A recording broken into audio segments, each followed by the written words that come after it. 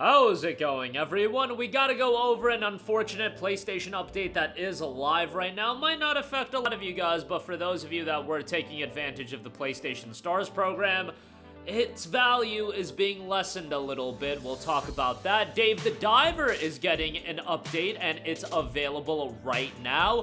On top of that, I do want to note that the existing update, the Godzilla DLC, I should say, that'll be available for about another month, so you'll want to jump on that as soon as possible. And a game that everybody is unanimously excited for, and there is certainly no pushback, there is no controversy attached to it. Dragon Age the Veilguard has gotten its launch trailer. We'll talk that briefly at the end of this video, but right off the top, PlayStation Stars will no longer give credit for money spent on subscriptions. This was announced a little while ago, now gaining a lot of traction because it is in fact October the 24th, and the changes are live. Until now, money spent on subscriptions such as PS Plus, EA Play, and so on and so forth would contribute to a user's PS Stars level. That is no longer the case. If you are unaware, PlayStation Stars gave you points based on how much money you spent on the PlayStation Store and essentially rewarded brand loyalty. This is something that's available in a lot of different companies and different storefronts. It's a rewards program, that's all it is, and it was actually pretty beneficial. Like, a lot of people got stuff for free, quote-unquote free. It encourages you to spend money on the platform, and then they'll give you value for spending money on the platform.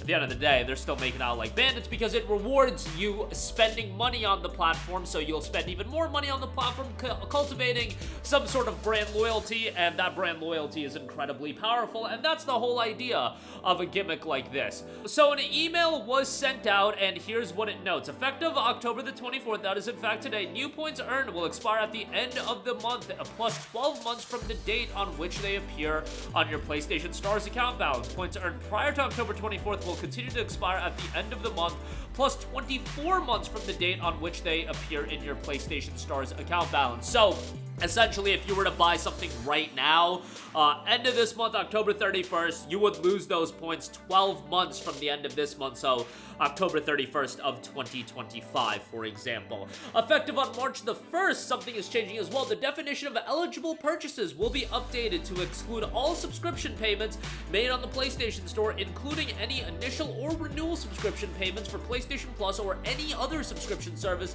which means that points will no longer be earned on our subscription payments. PlayStation Stars launched back in late 2022, accessed via the PlayStation app, and it was a thing that you could get various things, digital collectibles, you got points, and, you know, they offered games like Stellar Blade on there. Obviously, you would need a considerable amount of points, and you would have to have spent a considerable amount of money, but if you guys are watching my videos, chances are you are spending a considerable amount of money on PlayStation products year-round, so that's really not a big deal. Those PSN Deals videos, I mean, they get a lot of views usually, and I imagine a lot of those people are spending a lot of money on said games every year, so, you know, you're accumulating points throughout. Unfortunately, there's now an expiration timer attached to it that's a little bit shorter of a window, or a lot bit shorter, 12 months versus 24, and subscription payments will not be accruing you points come March of next year, so that's a little bit of a bummer as well.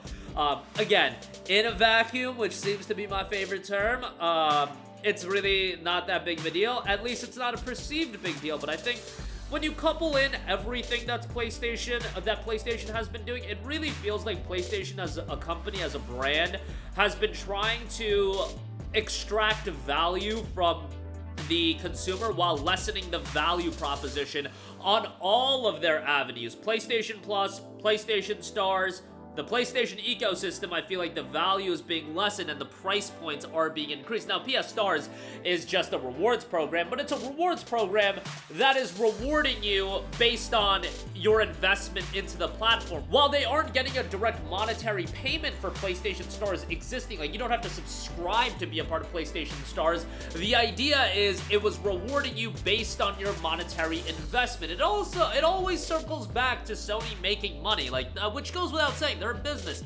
They're entitled to make as much money as humanly possible and do things that make them money, but also rewarding the consumer would be beneficial, and doing things that, you know, value your consumer would be great. But when you're living in a world where you have no competition, these are the things, the little things Sony can do and get away with very easily that, again, in a vacuum, not a big deal. It's when you look at everything, the optics of PlayStation very much is selling things for as much money as possible, as much money as humanly possible, and giving less value in return, as we've seen with PlayStation Plus as well. Speaking of PlayStation Plus, Dave the Diver is a great game available on PlayStation Plus Extra, and now we have a collaboration update, the free update of Dave and Friends.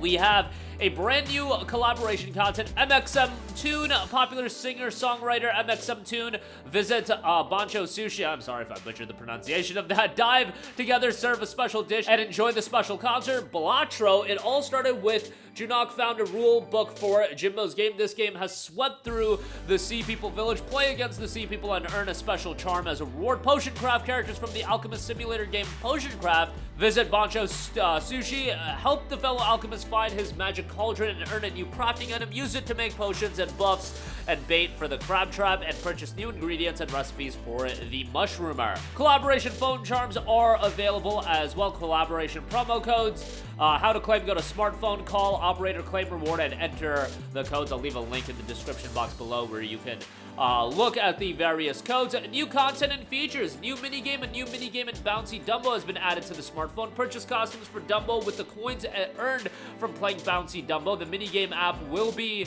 open from the start of the game. New features in tracking. A tracker to easily track materials for certain recipes or weapons. While diving has been added. The feature unlocks after a certain point in the game, and smartphone charms can be swapped out for different designs. Improvements. There are quite a lot, so I'm not going to go over everything, but sea exploration improvements, sushi restaurant improvements, smartphone app improvements, Sea People village improvements, farm improvements, and other improvements rolled out as well. And then bug fixes for sea exploration, missions, sushi restaurant, weapons and items, bosses, smartphone app, and others. Dave the Diver has been one of the more popular indie releases in recent memory. It was received incredibly well when it came out back in June of last year.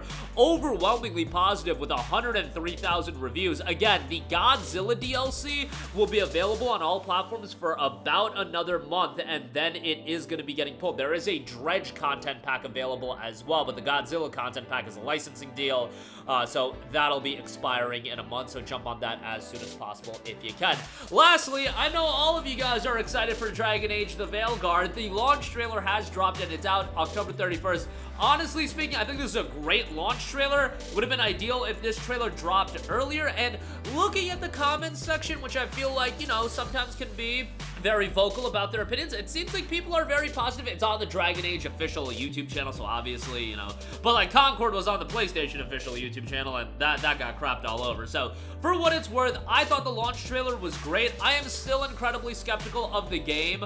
You know, I was incredibly skeptical of this game like when it was revealed. Like, guys, it's BioWare. BioWare hasn't dropped a good game in my opinion in a decade. I liked Inquisition. Andromeda wasn't at BioWare level. I don't care what you guys say about the gameplay. If you look at what BioWare has done in the past, it's not at the level of the ME trilogy or the early Dragon Age titles. Anthem was a disaster, albeit Anthem was, you know, EA's forte into a live service title for BioWare, so you can excuse that to an extent, but since then, they've dropped nothing, and, you know, I look at the glory days, 2007 to 2012, I think it was, where they dropped the entire Mass Effect trilogy and Dragon Age 1 and 2. Nowadays, we're waiting 5 years, and Veilguard is still, it's been 5.5 years, I think, since Anthem, and finally we're getting Veilguard. Hopefully it turns out well, but think about that for a second. In that window of time, the entire Mass Effect trilogy came out, and like 2 Dragon Age games came out. Nowadays, 5.5 years, we're gonna get Veilguard, and we'll see if it turns out well. I've always said gaming is very much a what have you done for me lately kind of industry, and if this game comes out and from a game standpoint it's good, the perception on BioWare will change very quickly. A lot of people will be like, oh my god, BioWare is back, and it'll be full systems go for the next Mass Effect, but if this one is a blunder, I see this doing a lot of damage to BioWare. Like, this is the one because it's of an IP, once again, with a lot of lineage. Like, Mass Effect Andromeda, that was one fumble. You can have a fumble here and there, but now Dragon Age as well, and on top of that, Anthem, that would be pretty bad. I think even if Veilguard flops, by the time 2028, 2029, or 2043 rolls around and we get the next Mass Effect game, I think people would still be excited for it to an extent, but it would definitely be a lot more cautious even than Veilguard. And Veilguard has a lot of skepticism, to say the least. But that'll do it for me. Again, a notable update with PlayStation Stars is the window of time for expiring points has been shortened, and come 2025, you will not be getting points on subscription services either. That's March of 2025. Dave the Diver gets a free update, and Dragon Age the Veilguard gets its launch trailer. That's going to do it for me. Let me know all of your thoughts in the comments section down below. Sound off there. Thank you for watching, and goodbye. Hey guys, we hope you enjoyed the video, and if you did, make sure to hit the subscribe button, and if you're already subscribed, do us a favor and hit the bell icon. This way you'll be notified whenever we post a new video. That's the best way to keep up with all of our uploads, and we usually try to upload 2 videos a day. And with the bell icon hit, you'll be notified whenever we do upload a video. As always, thanks for watching.